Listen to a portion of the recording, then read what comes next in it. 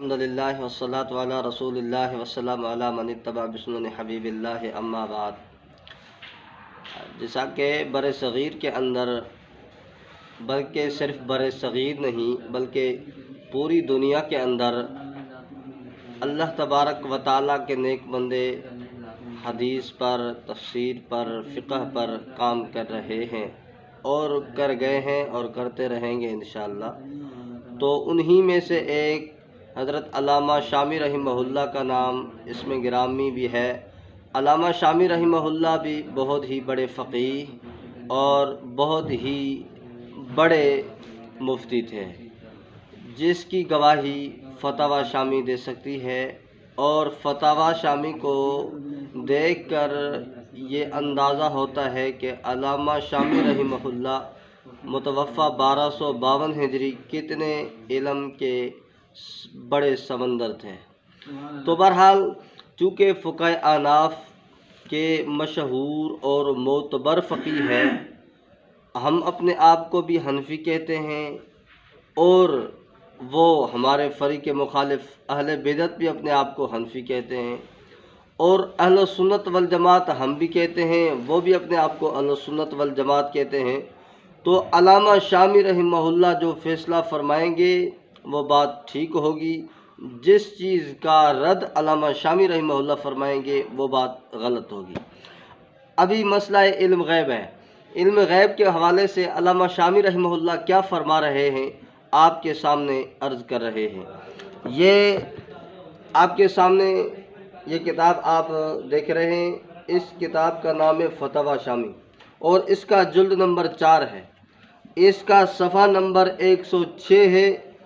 یہ مکتبہ رشیدیہ کوئٹہ سے چھپا ہے۔ اس کے صفحہ نمبر 106 پہ فرمایا، تزوج بشہادت اللہ ورسولہ لم یجز بل قیل یکفر لأنہ اعتقد ان رسول اللہ صلی اللہ علیہ وسلم عالم الغیب۔ ہم نے کہا عالم الغیب ایک خدا ہے، فریق مخالف نے کہا، اہل بدعت نے کہا کہ عالم الغیب نبی محمد مصطفیٰ صلی اللہ علیہ وسلم بھی ہے۔ علامہ شامی نے فیصلہ فرما دیا کہ جس نے نکاح کیا اور اللہ اور اس کے رسول کو گواہ بنایا، فرمایا یہ نکاح تو جائز نہیں ہوگا بلکہ اس نے کفر کیا ہے، یہ کافر ہو جائے گا۔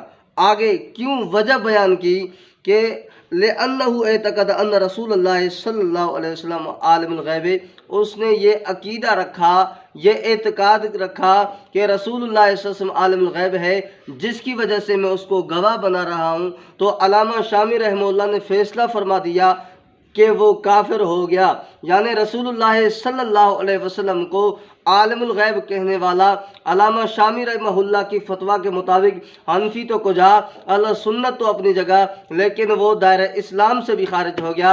اور علامہ شامی کی بات کیا، لیکن یہ تو قرآن مجید کے اندر دیکھیں گے، علم الغیب یہ صفت خاص اللہ تبارک و تعالیٰ کی ہے۔ آپ قرآن مجید اٹھا کر دیکھیے، اللہ تبارک و تعالیٰ قرآن کے اندر صاف وضاحت کے ساتھ فرماتے ہیں۔ یہ سورۃ نمل آیت نمبر 65، اللہ تبارک و تعالیٰ فرماتے ہیں، قُلْ لَا يَعْلَمُ مَنْ فِي السَّمَاوَاتِ وَالْأَرْضِ الْغَيْبَ إِلَّا اللَّهُ وَمَا يَشْعُرُونَ أَيَّانَ يُبْعَثُونَ۔ اللہ نے فرمایا کہ جو فرما دیجئے اے پیغمبر، جو چیز آسمانوں اور زمینوں میں ہے وہ غیب نہیں جانتی۔ تو اللہ تبارک و تعالیٰ نے فیصلہ فرما دیا کہ زمین و آسمان میں جتنی مخلوقات ہیں وہ غیب نہیں جانتی، غیب صرف اور صرف ایک خدا کی صفت خاص ہے۔ تو علامہ شامی رحمہ اللہ نے بھی یہی فیصلہ فرمایا کہ عالم الغیب اللہ ہے، اللہ کی صفت چھین کے اس نے رسول اللہ صلی اللہ علیہ وسلم کو عالم الغیب مانا، اس کی وجہ سے وہ کافر ہو گیا۔ یہ سورۃ نمل آیت نمبر 65 جو میں نے آپ کے سامنے تلاوت کی۔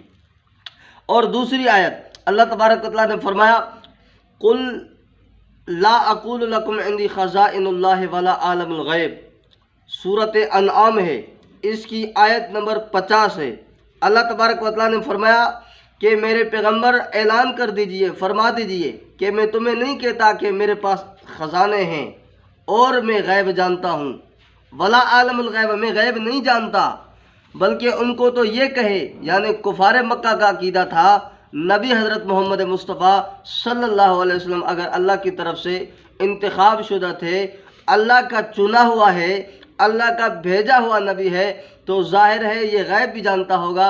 اللہ نے فرمایا ان کو جواب دے کہ میں غیب بھی نہیں جانتا اور میرے پاس خزانے بھی نہیں ہیں۔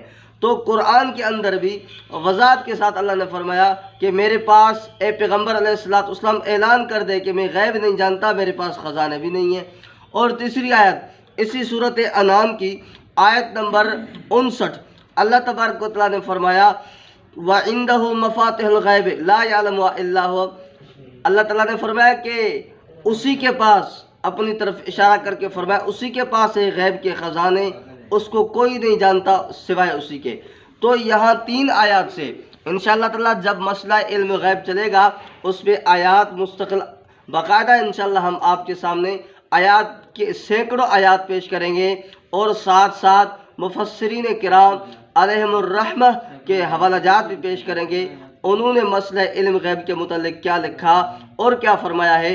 میں نے آپ کے سامنے ایک اختلاف ذکر کر دیا کہ ہمارا نظریہ کیا ہے کہ رسول اللہ صلی اللہ علیہ وسلم عالم الغیب نہیں ہے۔ علامہ شامی نے بھی فرما دیا کہ رسول اللہ صلی اللہ علیہ وسلم کو عالم الغیب ماننے والا وہ دائرہ اسلام سے خارج، اس نے کفر اختیار کیا۔ اور فریق مخالف انہوں نے خود اپنی کتابوں کے اندر لکھا، جال حق کے اندر آیا، اور بھی دیگر کتاب مقیاس حنفیت کے اندر آیا، دیگر کتابوں کے اندر یہی آیا کہ نعوذ باللہ رسول اللہ صلی اللہ علیہ وسلم کائنات کے ذرے ذرے تمام چیزیں ابتدا سے لے کر انتہا تک جو جو چیزیں ان کی میں مفہوماً دعویٰ عرض کر رہا ہوں کہ ہر چیز وہ جانتے ہیں، کائنات کے ذرے ذرے کی چیز۔ اب علامہ شامی رحمہ اللہ نے فیصلہ فرما دیا یہ دعویٰ غلط ہے، قرآن سنت کے خلاف ہے، اس نے سنت تو وہ سنی تو کیا لیکن اس نے تو کفر اختیار کیا ہے۔